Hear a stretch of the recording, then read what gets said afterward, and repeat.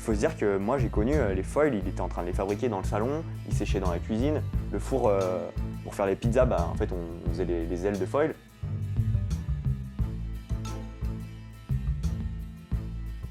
Et Ozone, c'est rien à voir, elle a beaucoup plus de surface, la winglet, elle n'est pas positionnée au même endroit, elle est beaucoup plus grosse. Et l'objectif, c'est d'aider à passer la manœuvre de spirale aux homologations. Salut Hugo, Salut Julien. bienvenue sur la sellette, sur le podcast dédié au parapente. Merci de m'accueillir chez toi, c'est trop cool. Toi, tu es originaire de l'Isère, de plus ou moins Chambéry-Grenoble. Ouais, de base, quand je suis né, mes parents habitaient au chemin du Vieux-Frêne, juste à côté, là, sur le plateau, et puis ils sont descendus au Touvet, juste en bas, et j'habitais un peu dans la montée du Touvet pour monter sur le plateau, et donc j'ai toujours grandi vraiment dans la région, je suis très attaché. Du coup, tu voyais un peu des parapentes aussi? Bah ouais, c'est ça, hein, j'ai toujours passé toute mon enfance au collège, au lycée, à voir tout le monde tourner autour, et du coup, ça m'a vite titillé, quoi. Et c'est quoi tes premiers contacts avec un sport de glisse? Parce que je sais que t'as pas commencé tout de suite par le parapente. Ouais. C'était quoi tes sports à la base Et en fait, à la base, moi, j'ai toujours eu une attirance par le parapente depuis que je suis tout petit. Et mes parents m'ont dit, voilà, le parapente, c'est trop dangereux. Tu feras pas de parapente, c'est pas possible. Ok. Ils m'ont dit, tu feras pas de parapente, c'est hors de question. Mon père, il faisait de la compétition et il a vu trop d'accidents. Il s'est dit, bon, je vais pas mettre mon fils dedans. Il y fera quand vraiment il aura vraiment la full motivation et ce sera un peu, il fera son truc de son côté. Et du coup, il m'a dit, par contre, je vais te pousser à fond dans le kitesurf, dans le snow kite, dans d'autres choses. Lui, à l'époque, c'était des passions ultra débordantes de son côté. Et du coup, naturellement, j'ai commencé par le snow kite en fait. Vraiment, j'allais dans le Vercors. Et mes grands-parents avaient un appartement dans le Vercors. Et toutes les vacances d'hiver, j'allais sur le plateau du Vercors et je faisais du snow kite. Et j'avais entre 7 et 10 ans. Et avec mon père, il me trimballait sur le plateau. Et rapidement, en snow kite, j'ai commencé à vouloir faire des petits vols de pente. Donc, on essaye de faire comme si on était en parapente, mais avec un kite avec 27 mètres de ligne. Et je me suis dit, mais en fait, je veux faire que du vol de pente, en fait. C'est un Et style de waga, enfin pas de waga, voilà, mais c'est de ça. soaring quoi. En fait, c'est un peu comme du soaring, c'est que tu remontes une pente comme si tu avais ton téléski, et puis après, tu descends comme si tu étais un peu en speed riding, quoi. Et là, c'était vraiment ce qui m'apportait le plus de kiff dans ma vie à cette époque. Et puis, en parallèle, du coup, je me suis dit, bon, ce serait quand même bien que je me mette à un sport sur l'eau. Je me suis dit, la transition sur l'eau, elle devrait se faire plutôt bien. Et du coup, mes parents, tous les ans, ils partaient en Corse, dans le sud de la Corse. Et donc, voilà, j'ai fait peut-être une quinzaine ou une vingtaine de fois dans le sud de la Corse les étés. Et directement, mon père, super sympa, il m'a mis direct à l'activité. Alors au début, j'étais un peu jeune, un peu casse-couille, un peu réticent à être dans l'eau, plein de sable le matin, avec le Mistral fort et tout. Et puis finalement, sur la face ouest un peu de la Corse, là, j'ai vraiment fait mes armes un peu en kitesurf tous les étés. Et puis là, je me suis dit, bon, en fait, le kite, c'est trop bien, j'ai envie d'aller plus loin dans l'activité. Et je me suis dit, aujourd'hui, c'est en train d'évoluer comment le sport? J'ai voulu d'abord aborder un peu la partie freestyle, puis je me suis vite rendu compte que j'allais me détruire les articulations, que j'avais pas le physique pour. Et je me suis dit, qu'est-ce qui est en vogue en ce moment? Il y a l'hydrofoil. Et du coup, l'hydrofoil, mon père, c'était un peu, il pensait qu'à ça. C'était toute sa vie, matin, midi et soir, il nous parlait d'hydrofoil. Il faut se dire qu'au début, ça existait à peine. Il y avait presque pas de. Le kitefoil, c'était. Enfin, tu voyais, je me rappelle quand j'étais petit, mon père, il passait en kitefoil avec un truc qu'il avait bricolé chez lui. Et les gens sur la plage nous disaient, mais il y a Jésus, il y a Jésus. C'était quelle année ça à peu près? Ça, c'était en 2013, Ok. 2014. Ouais, ça remonte déjà un peu. Ouais, ça remonte déjà un peu. Et en fait, moi, ça me paraissait normal, mais tout le monde se disait, mais c'est un truc de fou. Et en fait, ce qui faisait que c'était vraiment ouf, c'était que tu arrivais en Corse sur un spot où il est censé y avoir du vent. Et puis là, il y avait peut-être 5 nœuds.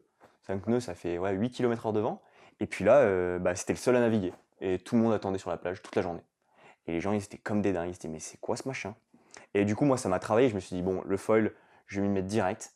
Et j'ai eu la chance de pouvoir profiter en fait du développement de sa société. Derrière, il en a fait sa société pour, moi, derrière, me mettre à fond dans la pratique. Et je me suis mis à cette pratique et je me suis dit, en fait, dedans, il y a tout ce que j'aime. Il y a le pilotage des voiles, parce que très rapidement, les voiles sont passées dans des voiles à caisson, avec des aspects ratios qui sont très allongés. Et en fait, je me suis dit, j'étais fan, je regardais déjà le parapente, les résultats, ce qui se passait, les mecs avec les premières Enzo et tout. Je me dis, en fait, c'est trop bien. J'ai mon Enzo dans l'eau, j'ai pas les risques d'avoir les accidents, mais en même temps, je vais progresser en pilotage de voile. Et, Et derrière l'hydrofoil, en fait, je me suis dit, c'est comme si tu faisais du ski dans la poudreuse, du snowboard dans la poudreuse, où tu évolues en 3D, et il n'y a pas de vent, il y a très peu de vent, c'est très très doux, tu entends les gouttelettes qui tombent derrière le mât, et tu files comme t'imagines un opinel qui glisse au milieu de la Méditerranée, sans aucune traînée, et là, je me suis dit, c'est un truc de malade, ça. Et là, du coup, bah, je suis rentré dans l'activité, je me suis mis à fond. Du coup, il n'y avait pas grand monde au début Ah ouais, non. dans cette pratique en athlète, je parle même. Non, non, Ça au devait début, développer, au début, même en niveau athlète, les formats de course étaient adaptés pour les supports classiques. C'était donc les twin tips, des planches de kitesurf qui vont dans les deux sens. Et bah, le foil est arrivé et en fait, il a gagné toutes les compétitions. C'est-à-dire que la plupart du temps, dès que le vent était inférieur à 20 nœuds, et ben, les foils, ils étaient tout le temps dans les 10 premiers. Mais il y avait peu de compétiteurs. Et là, bah, ça a fait des petits directement. Le sport, il a commencé vraiment à se développer, y avoir plusieurs constructeurs. Au début, c'était vraiment intéressant parce que il y avait le foil et le kite foil, moi je trouve qu'il est vraiment quand même né en France. Il s'est énormément développé dans ce pays, plus tard après à San Francisco, dans d'autres endroits. Et du coup, tous les concepteurs, ils étaient ensemble. Et en fait, ils avaient presque des points chaque année. Ils travaillaient un peu ensemble. Ils faisaient évoluer le sport ensemble. C'était une émulation qui dépassait en fait les petits trucs que tu aurais dans ton entreprise, un peu ce qui fait maintenant les grosses boîtes qui ne se partageraient pas les infos. Bah là, c'était juste pour le pur kiff du progrès de la du sport. découverte aussi du sport. Voilà. Ok. Il faut se dire qu'au début, moi j'ai vu des hydrofoils où c'était, faut imaginer des profilés en alu, et où finalement mon père je le voyais, il déplaçait les ailes pour tester, bon bah on va voir qu'est-ce qui se passe si je mets le centre de gravité ici, l'aile ici. En fait il n'y avait rien qui existait quoi, il n'y avait pas la littérature.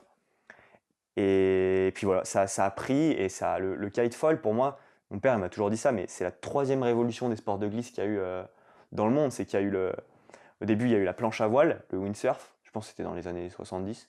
Ça a explosé. Et le windsurf, bah, ça avait plein d'avantages, mais plein d'inconvénients. C'est un bordel monstre. C'est hyper physique. Ça sélectionne quand même les gens. Il faut des conditions météo importantes, il faut beaucoup de vent. Le kite est arrivé derrière, tout compact, tout pratique. Et derrière, mais avec toujours un peu ces problèmes de conditions météo. Et derrière, le foil est arrivé. Et là, le foil, c'était vraiment, bah, ça remplit tous les critères, quoi. Tu peux naviguer tout le temps. Tu as l'impression d'être en snowboard, dans la poudre. Ça lisse le vent. Bah, en fait, c'est trop bien. Et très rapidement, au début, les gens se sont dit, bon, bah, cette révolution, ça paraît, bah, comme toutes les révolutions, ça paraît dangereux le foil, on peut se couper, machin. Et puis en fait, les gens, en voyant l'ampleur du truc, tout le monde s'y est mis. Au début, c'était très instable les foils, ils étaient très durs à piloter, ça sélectionnait vachement les pilotes. Et puis rapidement, ils ont trouvé des profils et des géométries qui ont énormément donné d'accessibilité au sport. Et là, quand j'ai vu les premiers foils sortir à des prix acceptables et très accessibles, je me suis dit, putain, là, le sport, ah ouais, il va vraiment exploser. Et du coup, à partir de quel âge tu t'es dit c'est bon, je suis assez grand pour faire du parapente, toi-même de ton côté, parce que t'as eu quand même une grosse progression en foil, et à quel moment tu t'es dit bon allez, je passe au parapente et je suis assez grand et j'ai plus besoin de l'autorisation, Ouais. tu vois?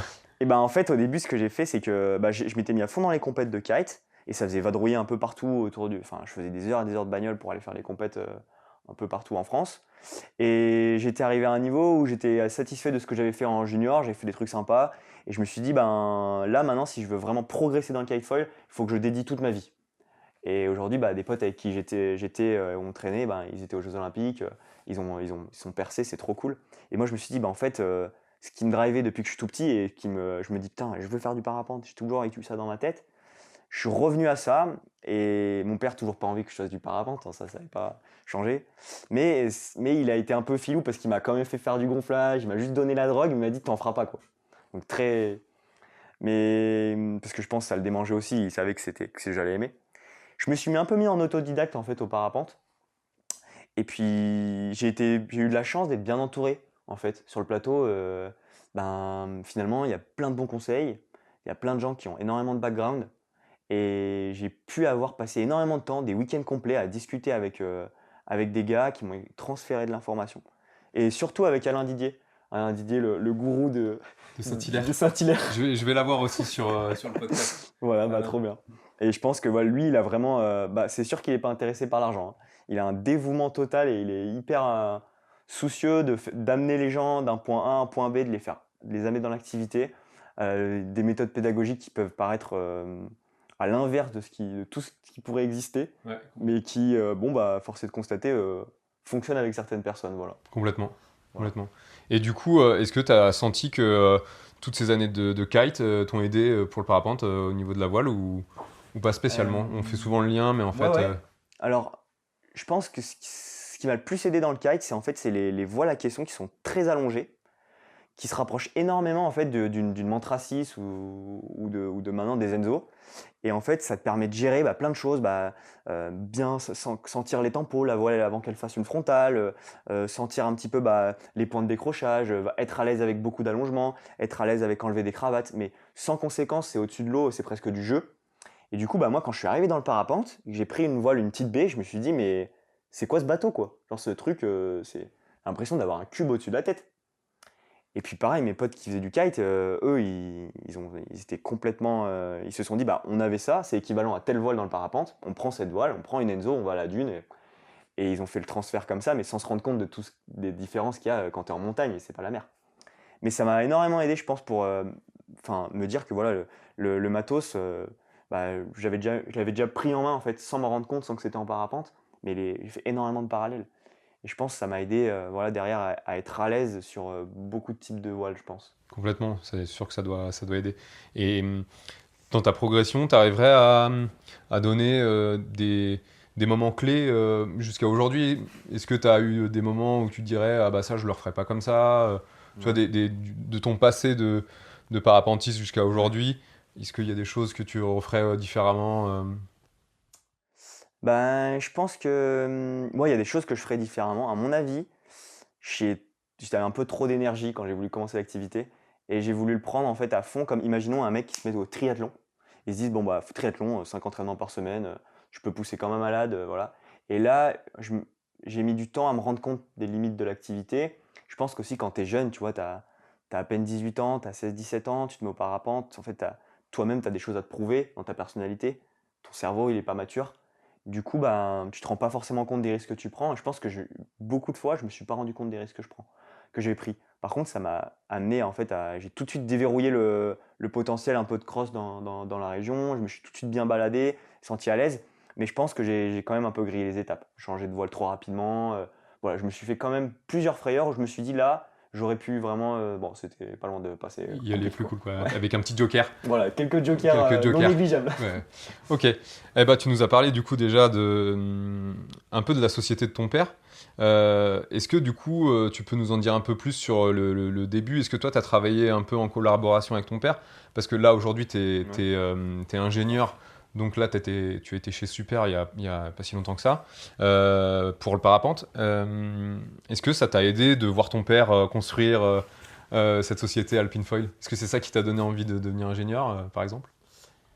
Il y a deux questions, mais Ouais, ouais, je je te, comprends, je je te comprends, laisse je un comprends. peu Eh ben, répondre. l'évolution de l'entreprise, est-ce que ça m'a apporté Alors, faut savoir que quand tu vois, tu dis putain, ton père, il a une entreprise de kitesurf, c'est de la balle. Les gens, ils voient tout de suite le côté trop positif. Putain, trop bien, le matos de kite et tout. Mais il y a quand même, faut se dire que les entrepreneurs, quand tu crées quelque chose comme ça, tu mets toutes les cartes sur la table. Tu t'investis énormément. Du coup, tu es mentalement investi, tu as ta famille qui doit essayer d'évoluer quand même autour de ça. Et donc moi, comment j'ai vécu ça? Mon père, il avait quitté complètement son boulot. Du jour au lendemain, il a dit à ma mère, bon, je vais faire une entreprise d'un sport qui n'existe pas. Et ma mère, trop sympa, elle lui a fait confiance. Il faut se dire que moi, j'ai connu les foils, il était en train de les fabriquer dans le salon, il séchait dans la cuisine. Le four, pour faire les pizzas, en fait, on faisait les ailes de foil. Et puis tous les clients, ils passaient tous les soirs à la maison. Au début, ils vendaient les foils en kit. Et les gens, ils devaient monter leurs foils chez eux. Mais sauf que les gens, ils étaient pas des dingos du bricolage. Du coup, les foils, ils étaient tous tout vrillés, ça allait pas. Puis du coup, à un moment donné, c'était pas loin de la zizanie à la maison. Tu vois, c'était compliqué d'arriver à la boîte. En fait, elle prenait de l'ampleur, les commandes, elles arrivaient. Il n'y avait aucun marketing, mais les gens, ils avaient de la demande. Du coup, il s'est dit, bon, tiens, je vais créer une usine. Donc là, pareil, gros investissement, gros enjeu. Puis il a créé une usine en fait au Touvet. Au début, il louait un bâtiment et puis maintenant, il a carrément construit un bâtiment. Il s'est dit, je vais faire une production 100% française pour maîtriser toute la phase de développement et de production de la boîte. Et du coup, moi, j'ai vécu ça vraiment de l'intérieur. J'ai vu toutes les phases. Puis j'ai pu un peu, entre guillemets, traîner dans tous les services, voir le côté marketing, l'aider à faire des vidéos pour promotion du matériel, la partie développement. À chaque fois qu'on allait tester du matériel, le week-end, ben en fait, ça me fait un parallèle avec ce que je fais aujourd'hui chez Super en mise au point. C'est que c'était pareil en fait. On testait un réglage, on testait une incidence, on testait une surface, on testait une forme à plat, un vrillage, et on essayait de voir un peu ce que ça faisait, on essayait de faire de l'empirisme, de l'acquis d'expérience. Et derrière, on s'est construit un peu un feeling qui nous permet de nous dire, bah tiens, j'essaie une aile, il y a ça qui va pas, il faut changer ça, et d'avoir un peu de la dextérité pour faire marcher quelque chose de manière efficace. Donc ça m'a énormément aidé, j'ai adoré cette phase de mise au point. Et ton père, il avait une formation déjà de base d'ingénieur ou autre, ou il a fait vraiment euh, par passion complètement et il a appris sur le... Il a fait vraiment par passion, il n'a pas vraiment une formation d'ingénieur, je pense qu'il n'était pas passionné par l'école. Du coup, il a essayé de me passionner à l'école, mais ça a marché un peu. Ah, tant Et mieux pour toi, au final, ouais, ça t'ouvre des super voies. c'est ça. Mais je pense vraiment qu'aujourd'hui, à mon avis, ce que je retiens et puis ce que je vois de la vie aujourd'hui, au début, je m'étais vraiment fait une image de dans la vie, bon, c'est quand même si tu as un bac plus 5, tu as un diplôme d'ingénieur, tu démarres bien dans la vie. Mais franchement, je pense que le plus important, c'est d'avoir une passion et d'être à fond dans sa passion. Tu vois, de se dévouer à ce truc, de se dire je veux le faire avancer, c'est un peu mon bébé, j'ai envie qu'il avance. Et ça, c'est plus fort que tout, je pense. Ça te donne des super pouvoirs pour avoir des compétences. C'est excellent, hein. Enfin, c'est sûr que là, tu dis ingénieur, mais effectivement, si ce que tu fais, ça te plaît pas Bah ouais. ou ça te passionne pas, toi, tu te verrais pas forcément, ça se trouve, bosser ailleurs que dans Ouais. le milieu du parapente en tant qu'ingénieur? Ou sur peut-être Ben quelque chose ouais. qui te passionne. Ben en fait, au final, c'est un peu un biais. C'est bizarre, c'est que moi, j'ai fait ingénieur, mais j'aimais pas l'ordi. J'aimais pas l'ordi. Les maths, bon, bah, ok, s'il faut le faire, bah, j'avais un peu des facilités à l'école, mais c'était pas ma passion. Et aujourd'hui, si je bossais en ingénieur dans un truc qui n'avait pas de sens pour moi, je serais incapable de faire ça. Incapable d'investir le temps pour avoir les compétences et faire les choses. Et du coup, là, dans le parapente, finalement, en fait, me dire, bah, faut que je passe 10 jours tous les soirs à regarder un truc pour comprendre quelque chose, bah, en fait, ça me drive intérieurement. Et du coup, bah, je le fais avec grand plaisir. Et comme je le fais avec le plaisir et la passion, bah, ça va tout seul. Tu comptes pas tes heures, tu as du plaisir à le faire. Et en fait, c'est la recette Ça marche. pour que ça marche, quoi. Et donc, une fois que tu as fini tes études d'ingénieur, tu es allé directement dans une entreprise de parapente ou tu avais fait autre chose avant comme expérience? Et ben, j'ai pas eu tant d'expérience que ça parce que je me suis directement dit, tiens, je vais directement pas passer par les chemins qui m'intéressent pas trop. Au début, j'ai fait un DUT mesure physique où je bossais avec mon père en alternance et je m'occupais de faire de la robotisation. En fait, on avait fait un robot on a récupéré un robot d'une usine de voitures et on l'a transformé, c'est un robot pour faire de la peinture, pour faire du ponçage d'ailes. Parce qu'on s'est dit, bah, poncer du matos, c'est super chiant. Bah, on va faire un robot qui ponce le matos. C'était trop bien. Du coup, j'ai fait ça, je trouvais ça hyper intéressant. Et ensuite, je me suis dit, bah, quand je rentrais en école d'ingé, j'ai adoré le profil alternance. Je me suis dit, bah, faut que je travaille dans une marque de parapente. Et là, j'ai rencontré un gars au kite, il s'appelle Roman Barthélémy. Pour moi, c'est un peu un gars, c'est un petit génie, quoi. Il comprend plein de choses, il a bossé dans plein de boîtes différentes. Et il me dit, bah écoute, moi, il fabriquait ses ailes de kitesurf. Il me dit, bah écoute, moi, je bosse chez Super. Et moi, direct, quand il m'a dit ça, je me dis, putain, trop bien, qu'est-ce qu'il fait? Je me suis intéressé à ce qu'il faisait. Il me dit, bah je bosse sur un projet d'innovation qui sortira dans plusieurs années, etc.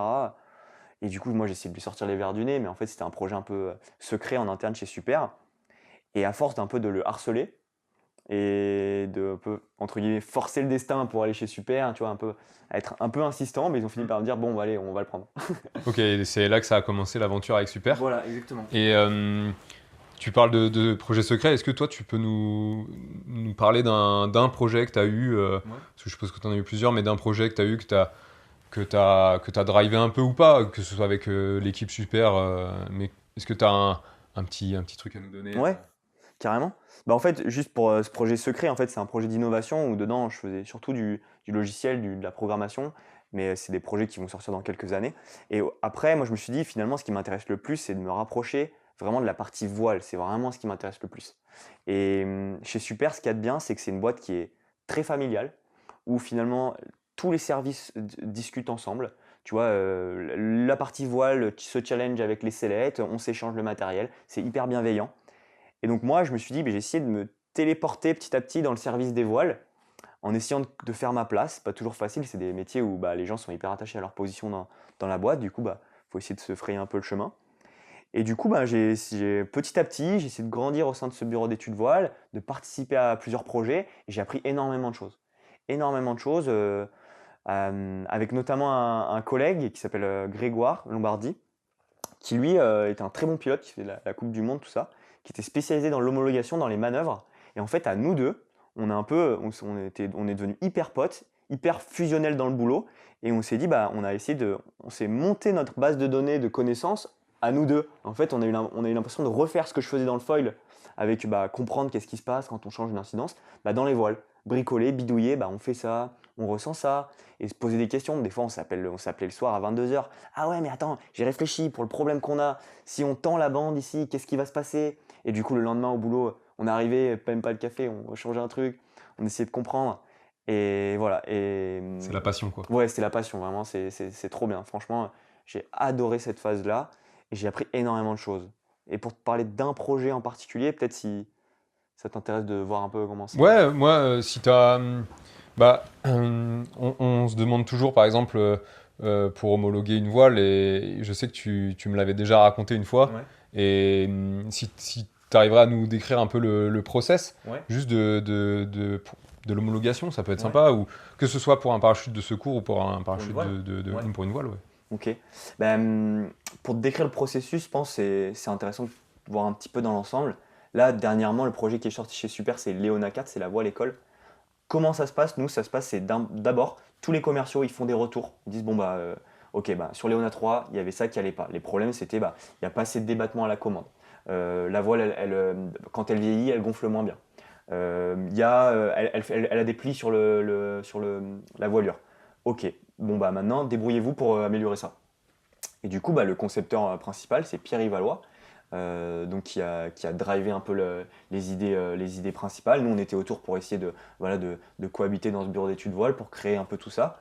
Et ben, on a essayé de se dire, bah, qu'est-ce qu'on peut apporter? Et globalement, dans les grands changements, on a apporté plein de choses. On essaie de se dire bah, les innovations majeures pour débloquer ces problèmes.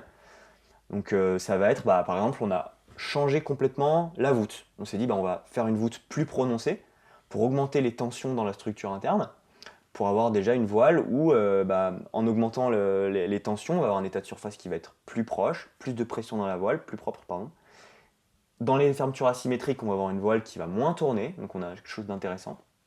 Après, derrière, on s'est dit, bon, bah, les winglets, bon, Ozone le fait, qu'est-ce que ça apporte vraiment? On s'est dit, bon, bah, on serait con de ne pas essayer. Du coup, on a essayé avec et sans, et on s'est dit, ça apporte tellement de choses. Donc vraiment, Vraiment, c'est pas que du marketing. non, c'était pas que du marketing. On s'est dit, ça nous aurait arrangé que ce soit que du marketing. Et puis en fait, on s'est dit, mais en fait, c'est trop bien. Parce que les winglets, il faut différencier deux types de winglets. Il y a les winglets un peu d'advance qui, pour moi, alors je voudrais avoir l'image vraiment d'advance, mais c'est plutôt de l'image de marque, de la notoriété, voilà, un signe distinctif. Voilà, on voit la voile directement. Voilà, on sait, bah, ça c'est advance et c'est trop bien. Et Ozone, c'est rien à voir. Elle a beaucoup plus de surface, la winglet. Elle n'est pas positionnée au même endroit, elle est beaucoup plus grosse. Et l'objectif, c'est d'aider à passer la manœuvre de spirale aux homologations. Donc c'est en fait, bah, pour revenir un petit peu là-dessus, parce que c'est quand même un des trucs qui se passe on voit qu'il y a des winglets partout, et ben c'est qu'une voile, si tu veux qu'elle passe en spirale, qu'elle ressorte en moins d'un tour, qu'elle ressorte de la spirale, bah, soit tu crées de la traînée sur les boudelles en cabrant les boudelles, mais quand tu fais ça, bah, tu vas avoir une voile qui gonfle moins bien, qui est moins performante, qui va devenir paresseuse au gonflage. Soit, par exemple, tu peux rendre à l'inverse très piqueur pour que quand tu rentres en spirale, ça ferme le bout d'aile, ça crée de la traînée et ça sorte la voile. Mais dans ce cas-là, sur une voile école, ça te crée d'autres problèmes, parce que ça devient un peu trop exigeant. Et donc là, le winglet, ça te permet de garder un vrillage normal, performant, de garder des super qualités de gonflage, et en thermique, et en transition, et en même temps, ça sort ultra efficacement de la spirale. Donc ça, c'est un peu... C'est intéressant ça. C'est vraiment un truc qui est venu après sur la Photon, qui arrive maintenant sur énormément de gammes. Et on peut avoir l'impression de se dire, tiens, tout le monde a copié, encore une fois, Ozone, mais force est de constater qu'ils ont des bonnes idées, quoi. Ouais, Et complètement. Mais en fait, on serait con de pas suivre... pas sur la bonne idée, quoi. Voilà. Et donc voilà, il y avait cette histoire de winglet. Après, on a travaillé vachement sur on voulait augmenter le débattement à la commande. Et ben, on a travaillé sur se dire, quand on freine, il ne faut pas que la voile se déforme. Donc pour ça, on a travaillé sur les bandes, la structure interne. Moi, la structure interne, au début, ça me paraissait un peu obscur. Et ben, on a remarqué que, par exemple, si on mettait des bandes dans l'envergure, à certains endroits, on pouvait limiter la déformation lors du freinage, pour garder un bel état de surface du profil, bien construit, et augmenter un peu le débattement. On a changé pas mal de choses sur cette voile, voilà, des épaisseurs de profil. Quand tu parles de changement comme ça, est-ce que vous avez des pilotes tests? Est-ce que c'est toi qui le fais?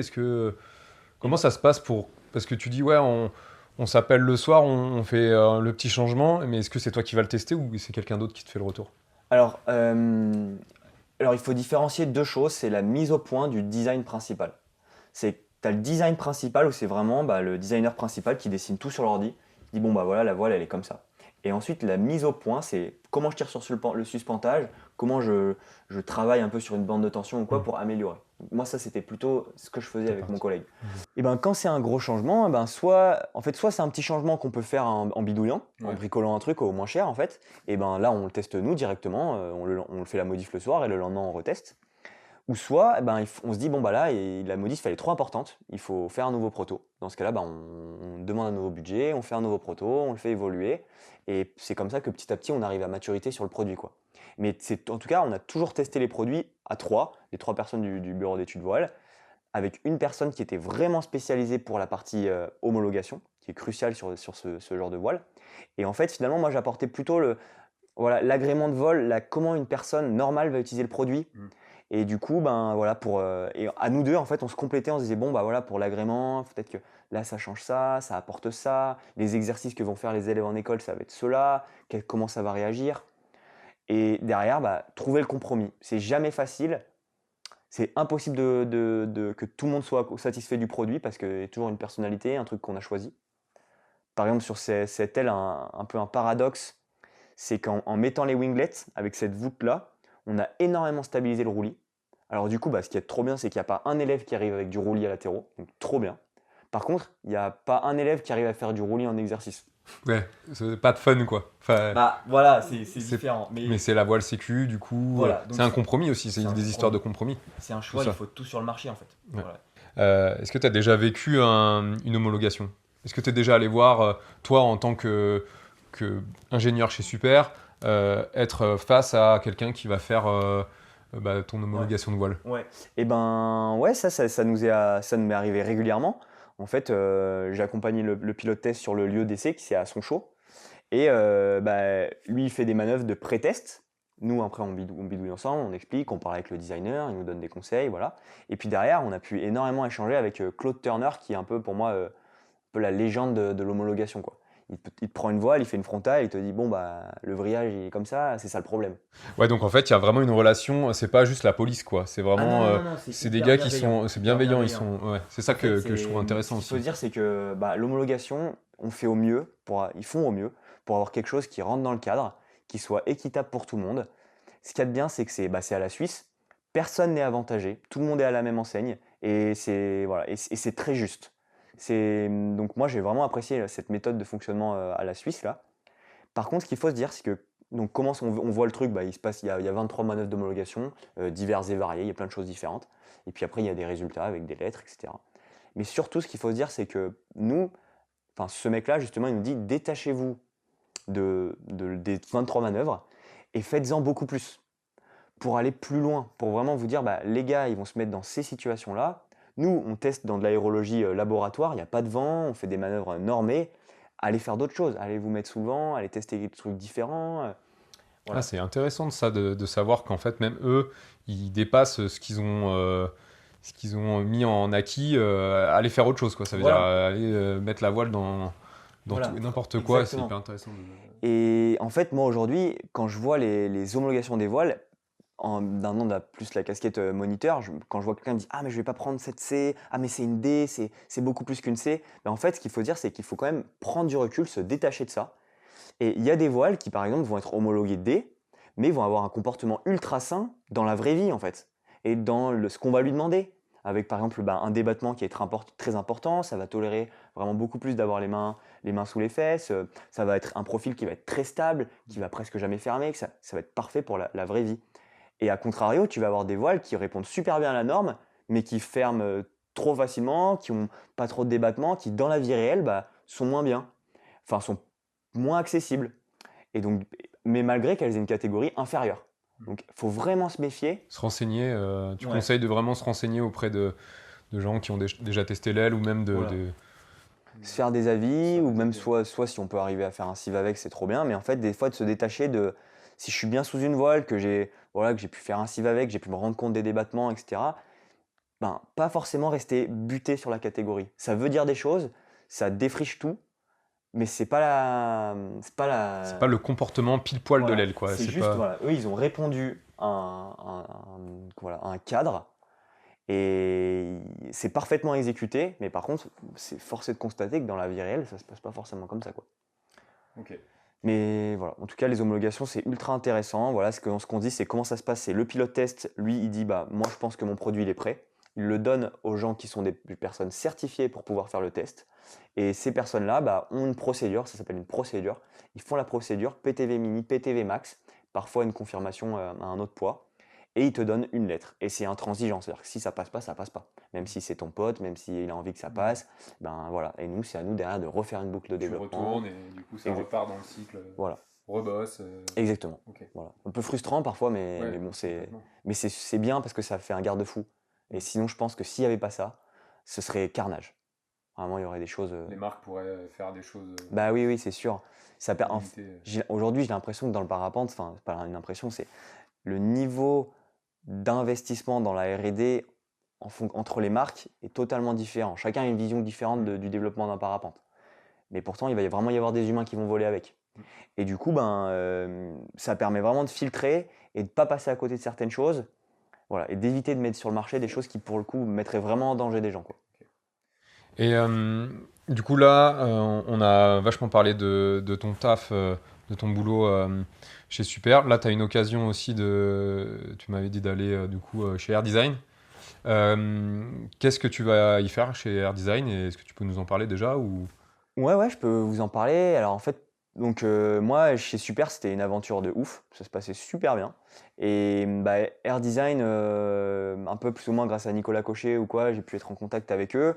Et ils m'ont proposé un truc qui m'a vraiment intéressé, c'est vraiment de me former plutôt à la partie vraiment dessin. Vraiment la partie qui se cache un peu obscure de bah, voilà, vraiment le design de base de la voile pour avoir la compétence pleine en fait. La partie vraiment du pilote d'essai à la mise au point, au dessin, pour finalement avoir une autonomie sur tout le process qui soit complète. Et je me suis dit, finalement, moi dans le parapente, bah, c'est sûr, j'adore l'image de marque, j'adore la côté famille, mais je suis encore plus drivé par me nourrir de la connaissance. Ouais. Et en fait, je me dis, bah, là, j'ai une chance inouïe d'avoir une personne, donc c'est Stéphane Stigler, le designer d'Air Design, qui me propose justement bah, de m'expliquer son savoir qu'il a développé. Il faut se dire que le concepteur de parapente, ça ne s'apprend pas dans un livre. Tu n'achètes pas un bouquin devenir concepteur pour les nuls, quoi.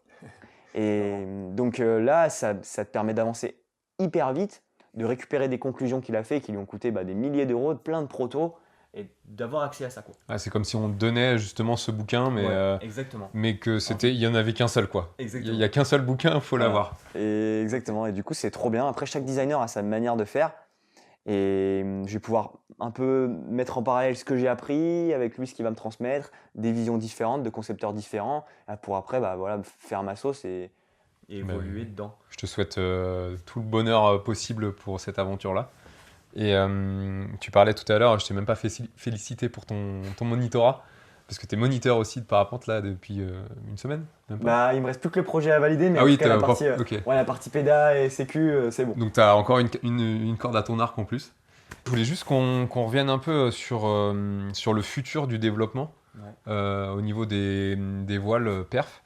Je sais que on a essayé d'allonger les voiles tout en perdant un peu en sécurité.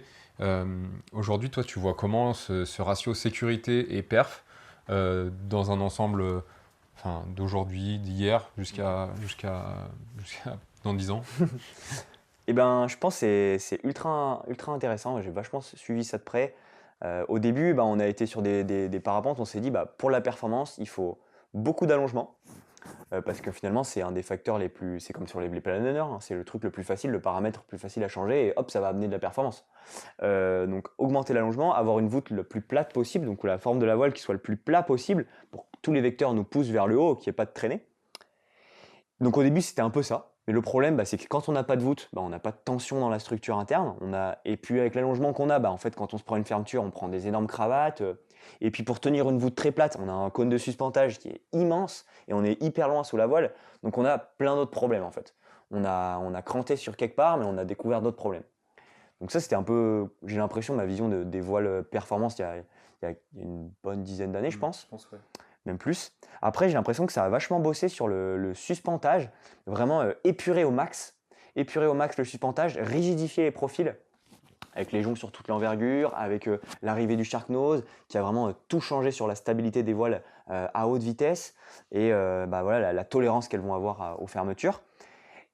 Mais après, du coup, en enlevant des suspentes partout, on va avoir toujours un risque de cravate qui peut être important, mais on va avoir petit à petit, on commence à avoir un peu de la pression dans la voile et quelque chose d'un peu plus sain. Et aujourd'hui, là, c'est hyper intéressant, c'est que depuis la Zeno 2, j'ai l'impression, on arrive à des profils de plus en plus stables. Donc parfois, les gens, ils parlent de profil stable, ils ont tendance à dire effet réflexe. En fait, c'est l'impression que c'est un truc qu'on entend souvent. Et ils voient un peu une déformation à l'arrière du profil, ils se disent ça, c'est l'effet réflexe. Moi, de comment je le vis à l'intérieur, après, c'est pas forcément la vérité, mais de ce que je comprends, c'est que c'est vraiment une déformation qui intervient, qui est non voulue. C'est une déformation de la structure interne qui est non voulue, qui arrive quand on a un petit filet de frein et qui fait un peu ce cul qui se relève de la voile. Mais ça, c'est pas un effet réflexe voulu. Okay. Tu peux l'expliquer pour les personnes qui ne savent pas ce que c'est l'effet réflexe? En fait, l'effet réflexe, avec des mots. L'effet réflexe, ce serait la capacité d'un profil à se remettre droit pour continuer le vol et à ne pas être trop perturbé par un changement d'incidence, en gros. Okay. Voilà, rester le plus stable possible. Tolérer que la voile bouge pas du tout, quoi. Voilà, en gros, ce serait ça. Et du coup, en fait, on peut prendre l'image d'une girouette. Donc pour le vrai, comment est-ce que ça a été résolu? C'est que tu prends une girouette avec un axe, tu le mets à l'arrière, l'axe. Tu le mets dans le vent. Ta girouette, elle va énormément bouger. Tu vois, tu le sens, ça. Par contre, tu prends cet axe-là, tu le mets tout devant. Et là, d'un coup, ton truc, il est droit. Okay. Et en fait, le centre de poussée, là où vraiment tu vas avoir toute la force dans ton profil, avec les années, il est en train de migrer un petit peu à l'avant. Et vraiment, on voit que quand vous prenez par exemple une Zeno 2 ou quoi, on la met en pression, on regarde, il y a un profil qui est très épais et sur l'avant et puis derrière, vraiment, ça fait vraiment un S quand on la regarde sur le côté, ça fait vraiment un S marqué.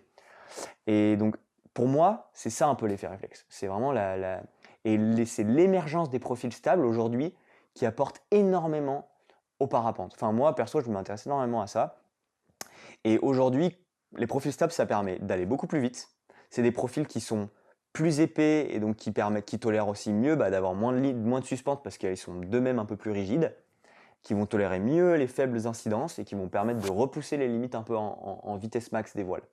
Donc ce qui arrive avec la Zeno 2 qui a fait un gros gap, maintenant avec la Diva 2 de BGD. Et ce que je trouve super intéressant, c'est que pour moi, le développement de ce créneau-là, il était vraiment l'idée par Ozone. Et par Jin qui est aussi Jin et Niyu qui faisaient aussi un peu leur chemin de leur côté. Et aujourd'hui, BGD là, ils ont leur petite équipe de jeunes et ils ont pris le problème vraiment avec beaucoup plus d'outils numériques pour essayer de se dire quelle serait la voûte parfaite pour optimiser vraiment ma voile. Et là, quand j'ai vu ça, je me suis dit putain les gars, chapeau, c'est un boulot de malade que vous avez fait. Et ils ont énormément réduit la longueur du suspentage, ils sont beaucoup plus proches de la voile, la voûte est beaucoup plus importante. Et donc, on a gagné en cohésion dans l'envergure. Mais on pourrait se dire, la voûte plus prononcée, elle va moins être performante. Mais comme il y a moins de suspentage, qu'il y a plus de pression, qu'il y a ce profil stable, et que c'est très exploitable, on peut pousser à fond et on a l'impression qu'on a une voile de la catégorie inférieure. Pour moi, tu vois, la performance, elle arrive avec l'accessibilité. Et ce qu'il y a de génial, c'est que toutes ces compétences, elles ruissellent. C'est-à-dire que toutes ces connaissances, c'est comme pour la Formule 1, quoi. Ça arrive et ça ruisselle sur les catégories du dessus. Ouais, c'est ce que j'allais te demander. Dans 5 ans, ça sera sur les B+, tu vois. C'est ça. Est-ce que ça... Ouais, donc tu as répondu directement à la question. C'était ma prochaine question. Si, comme la Formule 1, ça ruisselle, ça profite à tout le monde. Et du coup, et après, tout le monde s'inspire un petit peu aussi de chacun. Il y a des choses qui s'échangent un peu dans les marques où c'est juste... souvent, on regarde ce qu'a fait l'autre. Mais ça, je suppose que ça ne discute pas non plus au téléphone. Ouais, c'est sûr que c'est pas comme ça, mais... C'est sûr que ça ne discute pas au téléphone. Après, moi, de l'expérience que j'ai qui n'est pas énorme, mais j'ai l'impression qu'il y a quand même beaucoup de bienveillance et quand même encore la passion qui fait que tu as envie d'expliquer, tu as trouvé un truc, tu as un peu envie d'expliquer le truc, et voilà, tout en se disant que voilà, tu vas pas donner tous les secrets de polichinelle du truc. Mais et puis aussi, quand tu as un peu l'œil du milieu, quand tu vois le produit sortir, rapidement, tu arrives à comprendre un peu comment a été tourné le projet et qu'est-ce qui va t'intéresser toi et ça va te faire changer. Parfois, toi, tu es en train de travailler sur un projet, tu vois un truc qui sort et tu te dis ah putain, ils sont partis dans cette direction. Et en fait, finalement, pour optimiser la performance, il y a plusieurs voies pour y aller. Bah, il y a une possibilité, c'est soit d'être un peu suiveur, mais dans ce cas-là, tu ne feras jamais mieux. Ou soit de prendre une voie un peu différente, là un peu ce qu'a fait BGD, et bah, soit tu vas arriver sur un sommet qui sera en dessous de celui d'Ozone, par exemple, ou soit clairement au-dessus. Mais c'est trop cool, je trouve qu'ils aient fait ça. Tu vois, D'avoir vraiment. voilà, vraiment créer quelque chose de très divergent. Ouais. Alors je dis pas que tout le monde copie Ozone, parce que les voiles ne sont pas tous les mêmes, mais voilà, la divergence, elle est très marquée là depuis que je trouve qu'il y a la Diva 2 qui est arrivée, quoi, par exemple. Donc c'est plein de petits curseurs à bouger et petit à petit on voit qu'il y a des évolutions pas minimes parce que là j'ai l'impression que la Zeno 2 c'était quand même un sacré gap. Carrément. Toi t'as une vision, est-ce que par exemple sur la finesse, est-ce qu'on va gagner en finesse dans les années à venir? Est-ce que c'est pas forcément là où on va gagner, mais plutôt en maniabilité ou en stabilité, en sécurité? C'est quoi le thème pour toi qui va gapper le plus dans les années à venir? Ouais, je pense que c'est vraiment quelque chose de très dur à dire. En fait, j'ai l'impression que les évolutions, il y a deux types. C'est soit tu as des petites évolutions qui arrivent un peu comme ça et ça évolue. Par exemple, pendant 5 ans, ça va un peu tâtonner, il va pas se passer grand-chose. Et d'un coup, là, tu as une big break évolution, quoi. Et là, pouf, c'est reparti. Ça relance le tremplin, tout le monde se remet à donf. Et là, je trouve qu'avec les profils stables, on a un big break. C'est-à-dire que tu prends une voile d'il y a 2 ans avant cette révolution, et là, tu prends une voile avec un profil stable, tu vas dire, mais c'est un truc de fou, ça accélère vraiment, vraiment beaucoup plus, quoi. Tu rends direct compte de l'accessibilité et tout. Hein.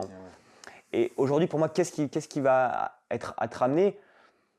Je pense que ça va continuer de travailler un peu sur tous ces aspects, mais tu vois, déjà, même moi-même, je me disais, mais je pensais pas que c'était possible d'avoir ce niveau de performance avec ce niveau d'accessibilité.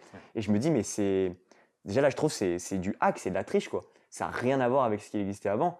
Maintenant, enfin, je me dis, il y a des dés, il y a des mecs, enfin, faut pas le dire, mais je pense qu'il pourrait. Il y a énormément de gens qui pourraient voler avec, qui pourraient passer. Oui, bien T'as sûr, une D+, ouais. tu pourrais prendre une Zeno 2 dans le thermique, je pense. Bien sûr, Parce qu'il ouais. va pas arriver grand-chose, quoi. Ouais. Faut pas le dire. Faut pas le dire. Ah, oups. Mais je comprends ce côté accessibilité et c'est génial de le savoir. Après, je pense qu'il faut prendre en compte comme tu disais, dans les tests, bah, quand tu es vraiment sous le vent, Voilà. ça reste un bout de chiffon et Voilà. faut faire quand même attention, quoi. Ouais, parce que ça, c'est un peu le côté. Parce que toutes les évolutions ont aussi des trucs pas bons. Hein. Quand tu fais un choix, tu prends aussi des trucs pas bons avec. Hein. Et le profil stable, alors ça va très très vite. Et il n'y a pas de soupape de décompression. C'est-à-dire que quand ça part, ça part. Genre, bah, ça part cash très très fort. Alors qu'avant, si tu as des profils plus fins, et ben, qui étaient moins résistants, ça va faire fusible en fait. Fermeture fusible. Avec peu d'amplitude. Et ça, tu vas avoir l'impression que ta voile elle ferme tout le temps. Et en fait, petites amplitudes, ça clignote, ça t'apprend à piloter. Alors que là, ça t'apprend pas à piloter, c'est la correction directe. C'est un peu ce qu'on dit quand une voile prévient et une voile qui prévient pas. C'est ça un peu ce que tu dis ou... On pourrait le qualifier comme ça. En tout cas, ce que je pense, et c'est là où j'ai un peu d'image, je me dis, c'est dommage, c'est que les gens qui se mettent à la performance maintenant, qui se mettent au parapente maintenant, ils arrivent là-dessus, mais pour moi, ils ont pas de possibilité d'avoir sur le marché des voiles qui apprennent à piloter comme on avait avant. Tu vois, par exemple, tu prends une M6 par exemple, bah, la M6, bah, voilà, ça va clignoter un peu, ça va bouger un peu, ça va t'informer, il va se passer des trucs, mais ça sera pas des énormes fermetures, mais tu vas Ça apprendre te à donne piloter. des infos, ouais. Ouais, ça te donne des infos, ça bouge. Mm. Et pour moi, bah, tu vois, la 3 lignes, tu as plus de déformation aussi, tu apprends vraiment à piloter. Tu passes sur une 2 lignes maintenant tout de suite, bah, tu as tout de suite quelque chose de. Tu as l'impression que tu as changé de matériau, tu as l'impression que la voile, elle est rigide, quoi. Ouais. Et donc, à voir, peut-être que là, c'est déjà un peu vieux jeu, tu vois, de dire ça. À voir comment ça va évoluer, s'il va y avoir des pilotes qui vont être plus surpris. En tout cas, ce qui est rassurant, c'est de voir que finalement, moi, j'avais l'impression, je m'étais dit, bah là, soit ils ont le choix réaugmenter à fond les allongements. On a vu, il y a eu pas mal de produits qui sont sortis à 8 d'allongement pour les compétitions, etc. Et je me dis, bah. Et dans ce cas-là, ça va repartir dans un peu le truc où c'est élitiste à mort et finalement où il n'y a pas la place pour l'incertitude et pour des pilotes qui ne sont pas à 2000%. Et là, finalement, la tournure que ça prend, c'est quand même finalement de se dire que tu as des bêtes ultra accessibles.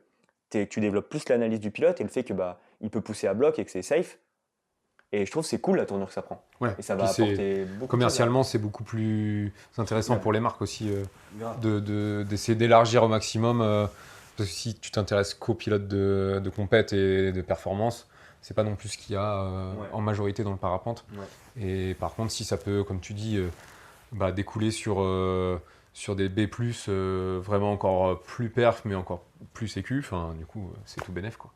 C'est tout bénef. Ouais, après tout ce qui va être l'évolution des B+, et tout, ça va énormément dépendre aussi de comment l'homologation va remettre en cause des choses. C'est-à-dire que si par exemple les lignes de pliage, ça passe pas sur la catégorie B, il n'y aura pas de ligne en B. Par exemple. Enfin, ça demande, l'administratif doit Ça, évoluer. c'est intéressant. Là, j'ai une question qui me vient. Est-ce que tu arriveras à nous l'expliquer, le changement, l'histoire qu'il y a eu il y a pas... Enfin, il y a quelques... Sur les lignes de pliage. Ouais, sur les lignes de pliage, moi je pense que je l'ai vu très de loin, je me suis pas vraiment intéressé au truc, mais tu sais, c'est quand ils ont sorti, c'était la Volt du coup qui était en 2 lignes, et du coup ils avaient un peu d'avance, et puis après Ozone a suivi, mais du coup ils étaient en avance parce que aussi il y a eu un changement. Exactement. Donc, est-ce que tu peux nous l'expliquer? Ils sont arrivés, bon, ils avaient l'idée, hein, mais ils sont arrivés un peu au bon moment quand ça s'est bien goupillé, quoi. Toutes les haleines, les Ouais. se sont alignées. Alors en fait, les lignes de pliage, là, tout ce qu'ils ont fait sur les. Ozone a vachement travaillé au corps, je pense, la structure d'homologation pour faire changer ça. Au début, l'idée c'était que si tu devais rajouter une suspente sur ta voile pour fermer dans l'amplitude demandée par la norme, ta voile était automatiquement END, quoi qu'il arrive. Et Ozone leur a dit, mais ça n'a pas de sens. Vous nous dites il faut pouvoir créer des fermetures d'un truc un peu dans un milieu aseptisé. Il dit mais nous on vous amène le fait que scientifiquement là notre voile elle est plus stable, elle fonctionne mieux comme ça et en fait le fait que nos avants soient un peu plus reculés, que la voile elle soit plus en pression, ça va faire que dans la vie réelle la voile elle est plus safe, elle va moins fermer. Mais du coup un peu biais administratif de non c'est comme ça, si c'est comme ça c'est comme ça. Ouais, ça évoluera pas dans le sens. Et puis là, ils se sont dit, bon, ok, on accepte les folding lines pour les ENC, et tout de suite, ENC 2 lignes. Mais ENC 2 lignes, c'est quand même pas. Il faut dire que dès que tu as une 2 lignes, l'équilibre de la voile, il est beaucoup plus dur à trouver. Parce que tu t'imagines, tu as un profil, au début, du coup, c'était plutôt des profils fins. Tu prends un profil fin, tu mets 4 rangées de suspente, tu le tiens, tu vois, tu sens que même s'il a envie de bouger, qu'il y a un déséquilibre, tu peux le tenir. Là, tu enlèves 2 lignes. Si ton profil n'était pas bien équilibré, qu'il ne se tient pas, ça marche pas, quoi. C'est château de cartes. Du coup, il faut faire évoluer le profil, évoluer la rigidité, avoir tout qui soit bien placé pour que tu aies un bel équilibre sur tout le débattement, tout le temps. Et quand tu as une ENC, tu as moins d'allongement, donc tu as plus de cordes. Donc c'est encore plus dur d'avoir un équilibre. Plus tu as de la corde, plus c'est dur d'avoir de l'équilibre. Parce que, tu vois, l'espace vide, il augmente, quoi. Et ouais, parce que du coup, tu as moins de suspentes qui viennent mettre en tension, et du coup, l'équilibre est plus dur à trouver. Exactement. Voilà. Okay. Et vraiment, l'équilibre sur une 2 lignes, là, on a travaillé sur un projet de 2 lignes, c'est passionnant et ça se joue. Mais moi, ce que j'ai halluciné, c'est que je m'étais dit, bon, allez, 10 mm là, ça va pas changer grand-chose. Mais en fait, c'est rien à voir. J'étais vraiment halluciné par quel point des petits changements ou des choses qu'on ne porte pas du tout notre attention quand tu vois la voile ont vraiment quelque chose de fondamental sur la stabilité et l'équilibre de la voile. Et du coup, quand tu travailles sur une 2 lignes, par exemple, tu vas d'abord avoir un profil type, et après tu vas essayer de trouver l'équilibre de la voile, ou est-ce que tu peux changer complètement ton profil en disant ce profil-là, il sera plus facile à équilibrer que celui que j'avais précédemment? Eh ben, question compliquée. Où se positionner sous sa voile, c'est. Ouais, ça, c'est Parce que tu joues, en fait, ce que je veux dire, c'est tu joues sur les. Quand tu dis équilibrer une voile avec les suspentes, est-ce que tu peux changer complètement ton. Est-ce que ça t'aiderait de changer complètement ton profil en disant ce profil-là, il sera plus facile à. Est-ce qu'il y a un profil type plus facile à équilibrer en 2 lignes?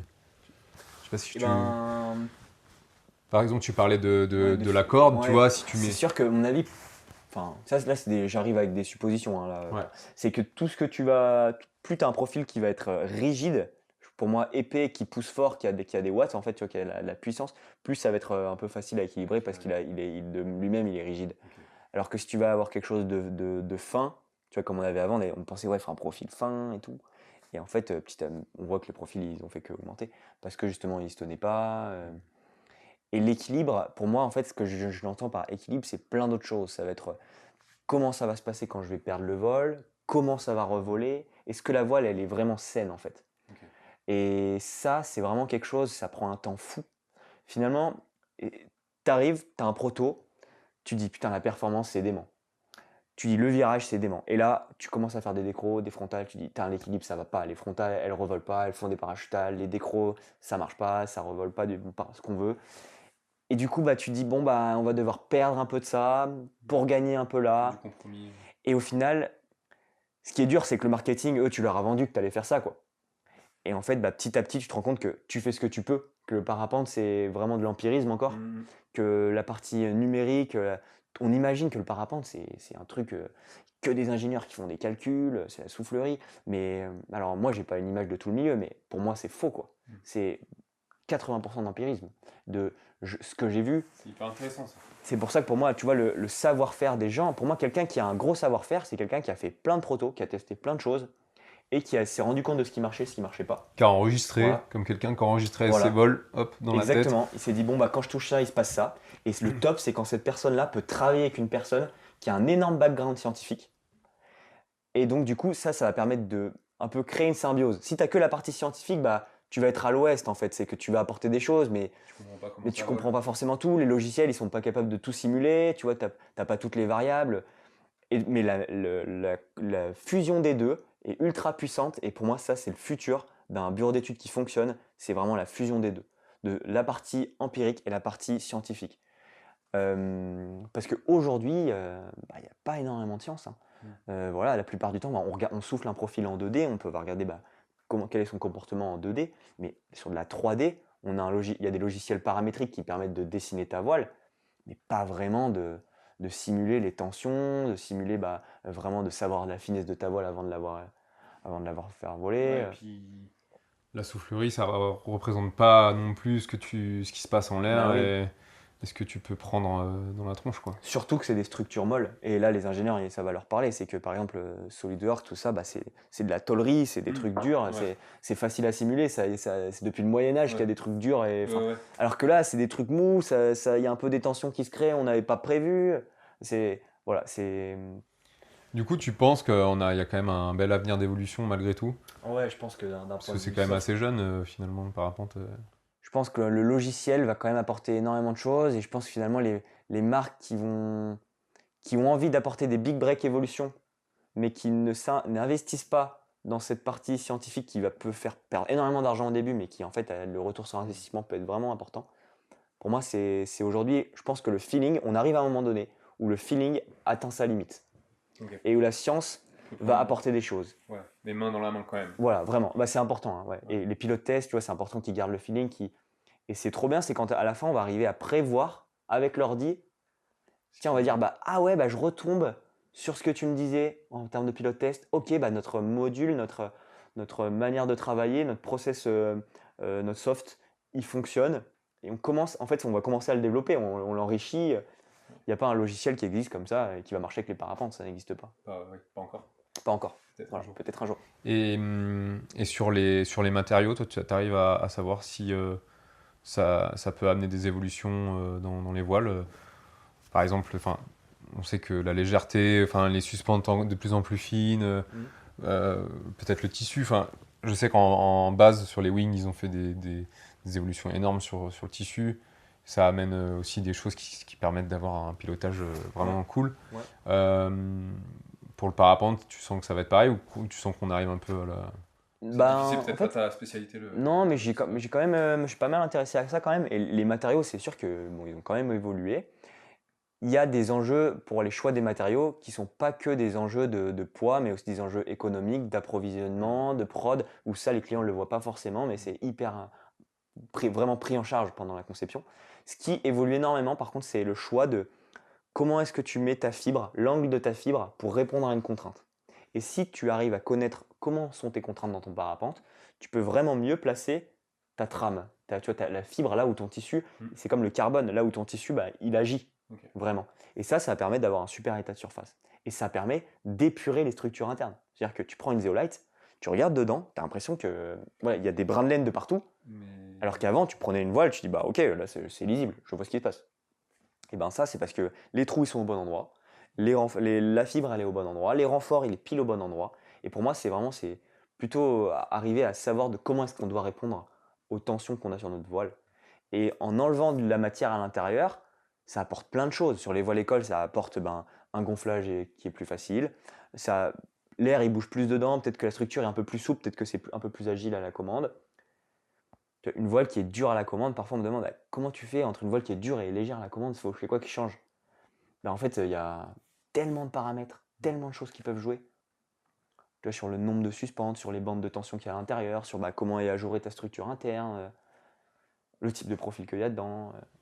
Et en parlant matériaux, est-ce que tu as des conseils à donner pour les personnes qui voudraient entretenir au mieux, que ce soit leur voile light ou leur voile normal? Ouais.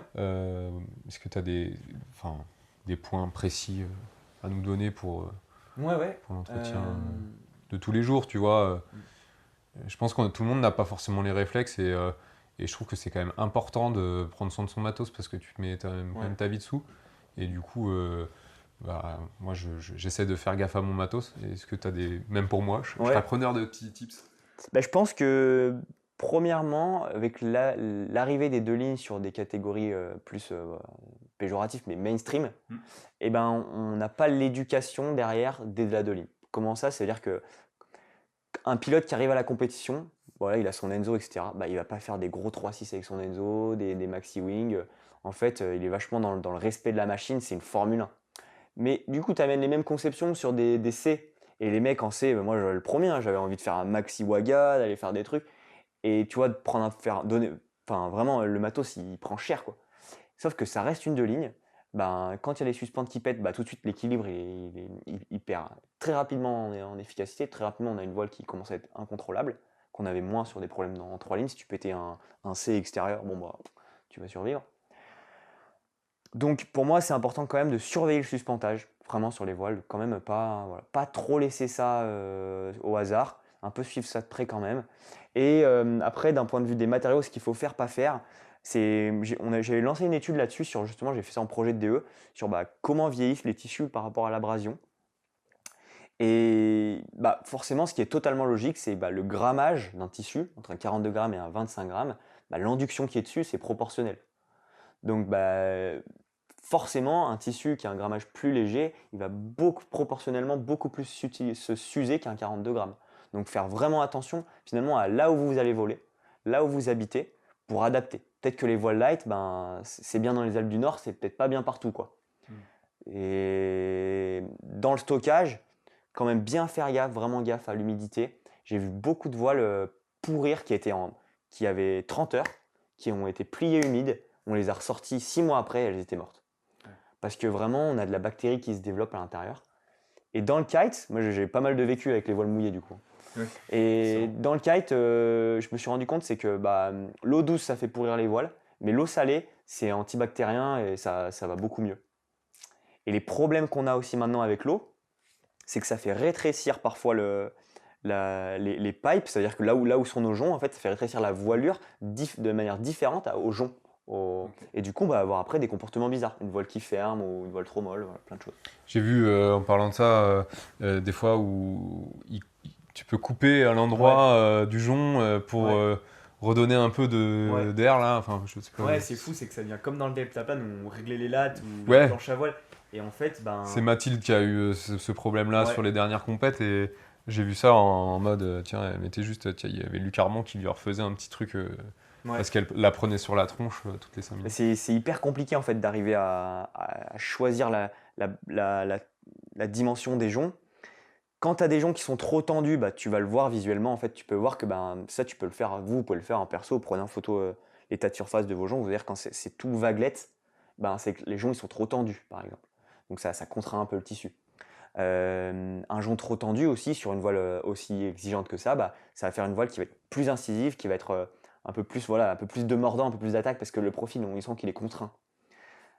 A l'inverse, des joncs trop courts, plutôt ça pose pas de problème. On va avoir une voile plus molle, qui va moins attaquer, mais bon, c'est ok de vivre avec ça. Et d'ailleurs, entre les vieilles Enzo et les nouvelles Enzo, moi j'ai une vieille Enzo qui a les joncs qui sont beaucoup trop courts par rapport aux pipes. Et ben quand on essaye une plus récente, tu dis ouah, ça n'a rien à voir, c'est beaucoup plus tendu, Tu te sens plus voilà. avec un truc plus énervé. Voilà, alors qu'il y a juste le réglage du jonc qui change. Ouais, C'est fin. c'est dingue ça, qu'il y ait des petits réglages comme ça à ce point-là. Et après, je suppose que quand tu es en compète, tu commences à t'intéresser un peu plus à ces petits réglages. Et, enfin, je vois plein de compétiteurs faire leur propre calage. Et même toi, quand tu m'avais vendu la Zeolite, tu m'avais dit, ouais, je l'ai calé comme ça. Voilà, tu peux faire ce truc-là. Ouais. C'est un bon compromis. Du coup, je trouve ça intéressant aussi de se dire que bah, il faut s'intéresser à comment oui. tu règles ta voile je pense, quand tu passes sur une D, quoi, du moins. Ouais, après, en fait, Peut-être c'est sur, pas forcément dès que tu passes sur une dé. Pour moi, à partir du moment où tu es passionné, tu as envie de comprendre des choses, bricoler sur son matos, enfin voilà, dans le respect des choses, ça va t'apprendre énormément de choses. Moi, j'ai commencé, en fait, c'est un peu comme ça que j'ai commencé. J'ai pris le tableau d'ozone sur l'Enzo où il mettait les différents réglages. Je me suis dit, Tain, c'est trop marrant, j'ai l'impression de faire du tuning, Et j'ai ouais. l'impression de savoir plein de choses. Et après, en discutant sur les compètes, comme c'est un truc hyper accessible qu'ils ont mis en place, tout le monde en discute. Ah, t'as quel réglage et tout? Ah, ok, t'es en 5-2-0, vas-y, je vais faire Quel ça. comportement ça fait, après Voilà, derrière, exactement. tu vas voler, tu te dis, ah ouais, c'est beaucoup Et mieux, du coup, ça va aiguiser ton feeling. C'est-à-dire que clairement. une des compétences clés dans ce métier, c'est d'arriver à ressentir une modification. Et pas d'inventer ton idée de ce que tu as envie que ça change. Et ça, c'est très dur. Parce que parfois, tu fais ta modification et dans ta tête, tu portes ton attention et tu as envie de croire que ça a Ça changé. va faire ça, ouais. Alors que pas forcément. Ça a pas fait ça, en fait. Ouais, tu fais, c'est un autre mec qui tu lui dis pas et il fait ouais, bah non. Ok. Ça, c'est bon, ça. Et du coup, ce tableau d'ozone, il a vachement popularisé les choses. Et là, maintenant, c'est vraiment, t'as l'impression que, pour moi, le parapente, faut pas dire ça, mais c'est le même parallèle qu'avec les sports motorisés. Oui. C'est la course à l'armement. C'est le petit détail, le machin, le sub, le truc, le réglage. Et ça parle presque plus moins d'analyse, Ouais, de météo. C'est quand même plus la base. C'est-à-dire qu'avant de régler tes joncs, si tu as envie d'être bon en parapente, analyse. Regarde, déverrouille le regard, enroule un thermique. Et parfois, moi, ça, c'est un peu ma vision. J'ai l'impression que c'est, comment dire, pour pas le dire, c'est du pignolage, quoi. Bah, en fait, je trouve que ça, c'est pour le coup, que tu sois en voile perf ou même en voile tu vois, de B à C. Je trouve que c'est le sujet qui revient souvent pour augmenter mon niveau, je vais augmenter ma taille ma catégorie de voile. Et ça, c'est pour moi le sujet sensible complètement. Tu vois. Bah, après, je pense que toi, je crois connaître un peu ton avis là-dessus. Je pense que tu peux nous le donner, mais tu es quand même plus partisan d'essayer de voler d'abord à fond, de voir des connaissances dans le vol et après de changer de machine Parce que tu penses que tu es vraiment limité. Parce que moi, je me suis toujours demandé à quel moment je serais limité par ma machine. Et c'est dur de répondre à cette question, je trouve. Ouais, Dans le parapente, parce que je dis, ah bah là, j'ai fait 100 bornes, je suis limité. Mm. Ah non, en fait, moi, j'ai vu des mecs faire 100 bornes avec la voile que j'avais, voire plus. Et alors que je suis passé sur une C, tu vois, je trouve ça dur hein, de gérer ce truc-là. C'est pas facile. En fait, je pense que c'est différent pour tout le monde. Tu sais, C'est au cas par cas. c'est comme, on dit dans les humains, il y a les 7 formes d'intelligence. Mm. Et ben, tu vas avoir des personnes pour qui ça va être hyper facile de passer sur une voile et tu sais, c'est comme la gym, ils ont des capacités gymnastiques hyper élevées.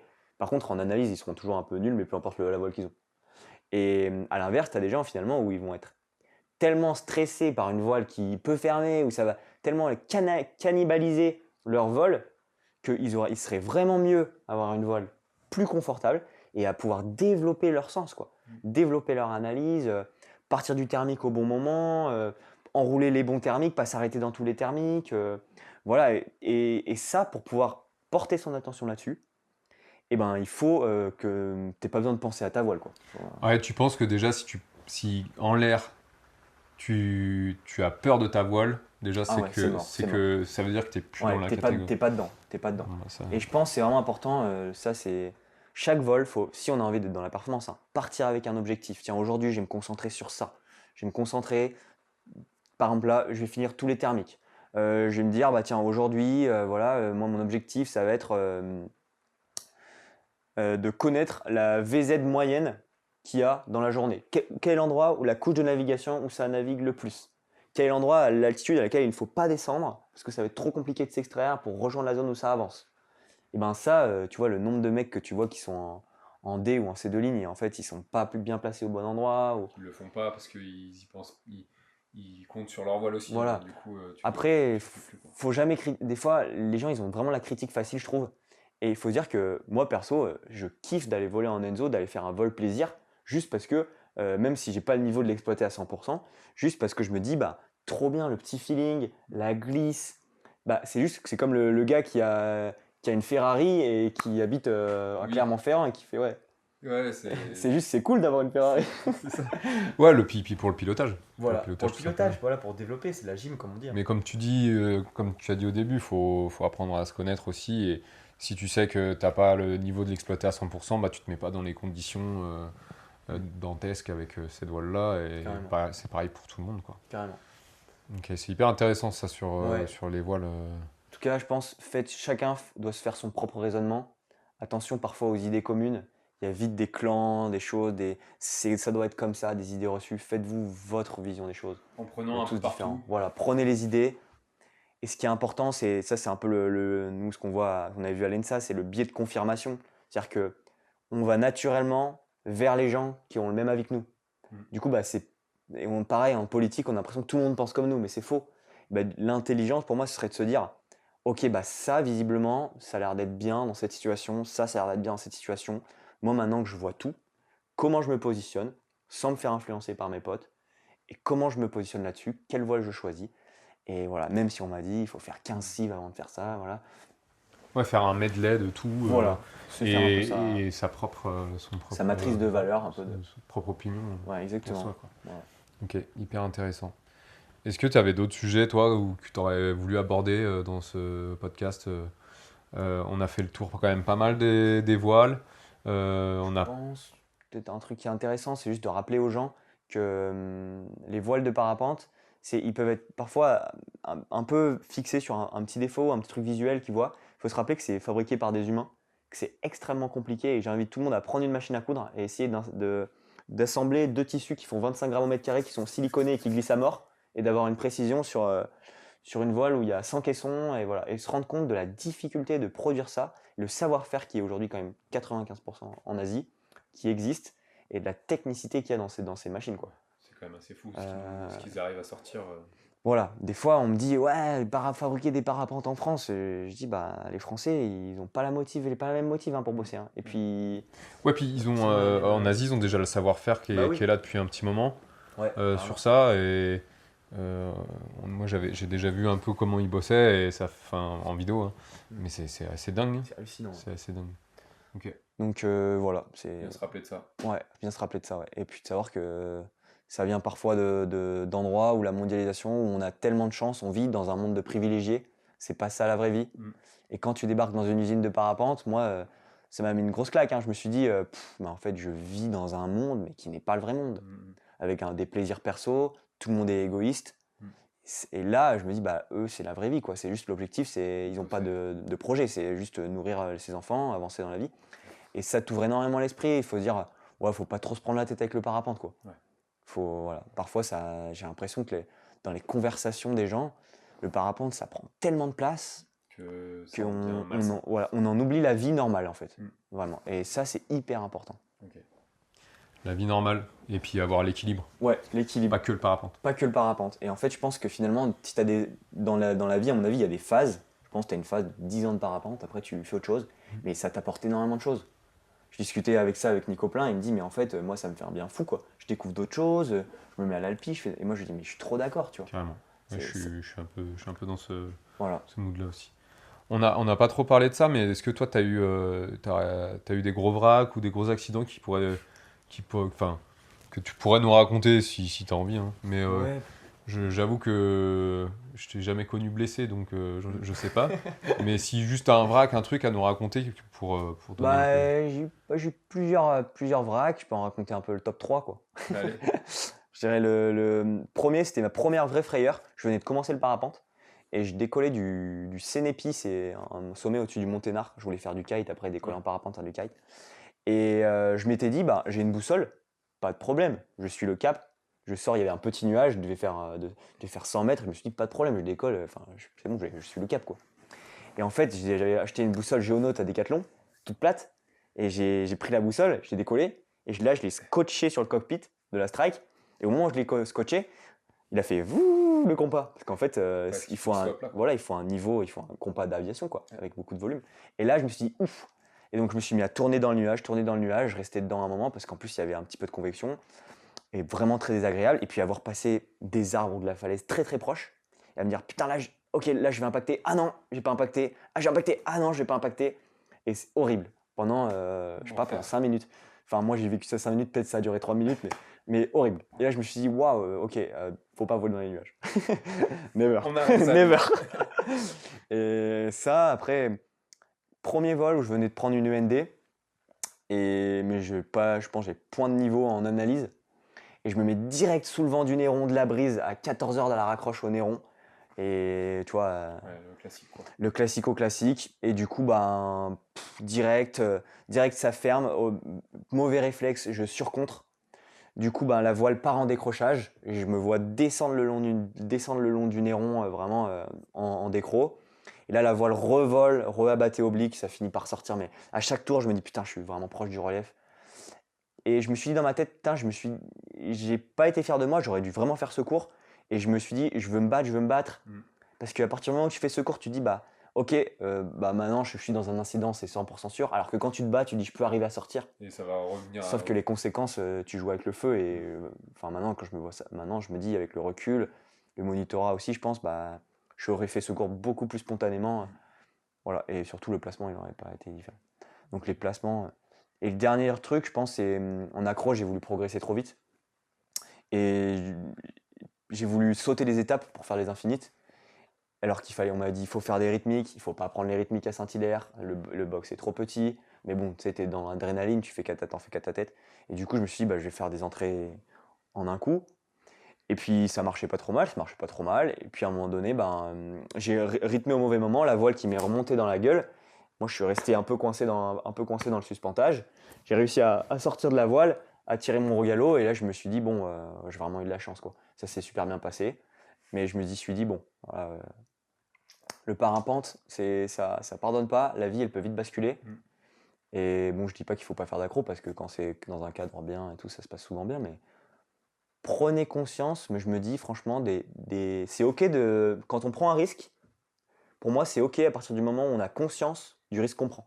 Et quand je vois dans l'enseignement maintenant, c'est qu'il y a énormément de gens qui prennent des risques sans en avoir conscience. Alors ça se passe bien, hein, tant mieux, parce qu'ils sont passés dans la chance, tu vois. Ouais. Ils ont chance, plein de chance, donc voilà. Débutant. Voilà, exactement. Mais pour moi, finalement, un mec qui va malheureusement avoir un grave accident ou pire que ça, s'il était totalement conscient du risque qu'il avait pris, qu'il avait le niveau d'analyse pour se dire, bah, ici, je sais très bien que c'est comme ça, et que ça lui est arrivé, bah, en fait, il a signé le contrat, quoi. Et il était OK d'aller là-dedans. Alors que ce que je trouve horrible, c'est l'inverse, c'est une personne qui, dans l'insouciance, elle est à un endroit, elle s'est pas rendu compte, elle n'a pas signé le contrat et elle n'avait pas prévu ça dans sa vie. Et là, pour moi, c'est 2 fois pire.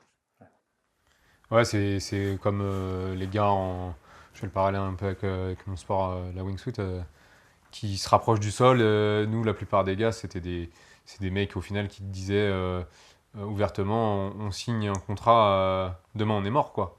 Tu vois, parce qu'on est à 3 mètres du sol pendant 1 minute. Et du coup, c'est exactement ce que tu dis, quoi.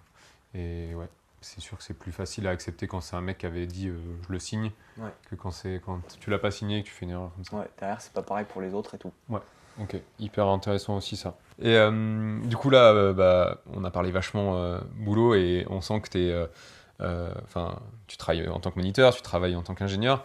Et est-ce qu'on peut parler de toi au niveau de la passion? Ta passion, qu'est-ce qui te fait vibrer dans le parapente personnellement? Quelle aventure te plaît? Enfin, si tu as des choses à me raconter sur ta passion, qu'est-ce qui te passionne le plus dans le parapente maintenant? C'est dur à dire parce que, en fait, je dirais que moi, j'ai jamais été un très bon pilote dans un domaine, mais j'ai toujours fait plein de choses. Et je pense que j'ai toujours été un peu moyen dans tout. Et j'ai toujours voulu toucher à tout.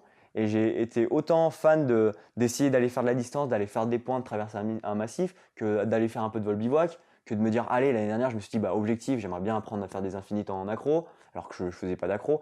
Toucher à plein de choses. Et en fait, bah, c'est ça qui me fait plaisir, c'est de varier. Voilà, faire un peu de speed flying, d'aller faire du vol contemplatif en montagne, d'aller faire des vols dans les écrins. Mais je me rends compte, peut-être c'est 25 ans, c'est le début de la maturité, hein, c'est pas la grosse Ouais. maturité. Hein. Il y a encore 5 Ouais, ans, quoi. ouais. Mais je pense que vraiment la partie vol en montagne, contemplatif, voilà, voir les oiseaux, être dans l'élément, se rendre compte que si j'avais envie d'aller ici en montagne, bah, le processus d'alpi pour aller là, ce serait un truc de ouf. Et que là, bah, en parapente, on y a accès un peu, c'est un cadeau. hack. Ouais, Ouais, c'est cadeau. c'est cadeau. Se rendre compte, tu vois, je me dis, le parc des Écrins, tu passes du Pelvoux au dôme, à la barre, à la Meige, et en fait, tu dis, bah ça, un mec, c'est une vie d'alpi, quoi. Mm. Et nous, on a une chance incroyable de. En 2 heures, C'est énorme. c'est fou. C'est énorme. C'est Franchement, c'est énorme. Et pareil, Beldon, Chartreuse, tu dis des fois, tu vas te faire ton tour de Chartreuse le dimanche, bah tu vas voir Papy René qui habite au centre de la Chartreuse, bah, Ouais. ça lui a mis 10 ans de faire Tout le tour. toutes les balades. Toi, tu t'es reposé un peu partout dans les sommets. C'est l'oiseau, quoi. Voilà, t'as vu les choses différemment, mais franchement, cette communion avec la nature, enfin moi je trouve vraiment que la nature c'est la machine la plus incroyable qui existe dans le monde, quoi. Et on essaye de faire notre mieux pour se rapprocher, Biomimétisme. biomimétisme, mais en fait le cycle il marche trop bien, quoi. Ah ouais. En plus, tu vas du coup découvrir d'autres montagnes si tu vas sur Air Design. Un peu plus froide. Un peu plus froide. Ils sont où exactement? Alors en fait Air Design, il y a le local principal, c'est à Absam, c'est à côté de Innsbruck. Et la partie développement, c'est dans le Zillertal, donc c'est des stations de ski bien connues en Autriche. Il fait bien froid. Quand j'y suis allé à la Stubaike, j'ai l'impression que c'était le permafrost, le sol. Je me dis, c'est pas Saint-Hilaire du tout, mais. Ouais, ça va te changer un peu. Mais les montagnes sont vraiment belles, franchement, il y a un charme. Ça fait un peu dolomite, les sommets et tout. C'est beau, ça. Ça te fait d'autres Ouais. d'autres trucs à découvrir. Ouais, voilà. Et puis je pense que c'est important de sortir du cadre de Saint-Hilaire. Saint-Hilaire, c'est trop bien, mais c'est trop facile de s'installer dans une situation confortable Mm. et de rester dedans. Mm. Tu sais, tu peux faire toute ta vie de vol et de rester voler que ici, c'est facile, ça marche bien. Mais en fait, c'est bien d'aller voir autre chose que de la crête, Non. d'aller ailleurs, dans d'autres montagnes, d'aller faire de la plaine. D'enrouler du thermique un peu. Voilà, d'apprendre à enrouler des thermiques. Clairement. Clairement. Voilà. Ok, bah super. En tout cas, j'espère que ça va le faire pour toi là-bas et que tu y reviendras avec plein de connaissances. On sent que tu as soif de connaissances surtout.